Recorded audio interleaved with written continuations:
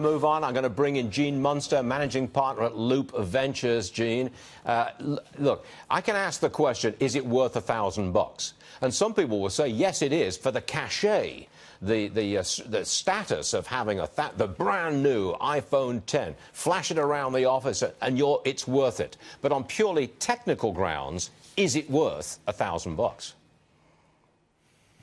It is, just because they're putting a lot of technology in there, and so the profitability of this is going to be fractionally more than a typical iPhone once they get up to speed. But I think to answer your question, it is. I want to add one more point to something that Deirdre said that is important. Is she mentioned that ASPs, or their average selling prices for phones, have gone up in the last 15 years by 2%.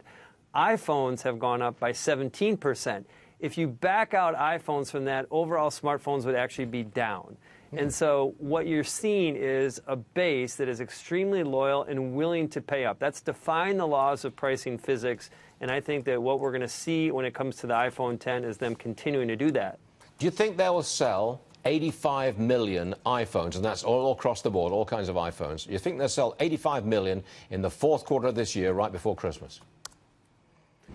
You know, we don't think that they'll do that. We think that there's going to be some changes. Yesterday we published that there could be a 10% adjustment down for the December quarter because of the delay, and those numbers just get added back into the March quarter, and so it's kind of a wash. But to answer your question, I think that the street numbers need to get adjusted to reflect the timing of the product. Well, there's an adjustment going on now. We're down $2 at $158.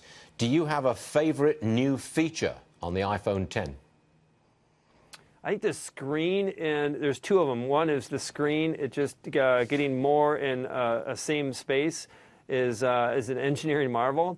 And separately, we're really big on this augmented reality, and they have this front-facing camera that does it really exceptionally well, and so that's probably the biggest feature per se.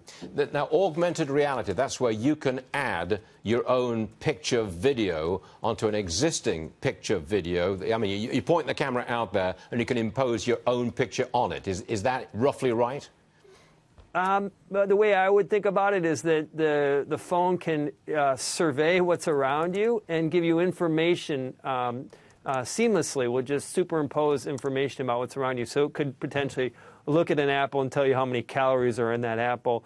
They used an example yesterday of looking up at the sky and showing what different solar systems are and kind of mapping that out. So it's pretty exciting to think about.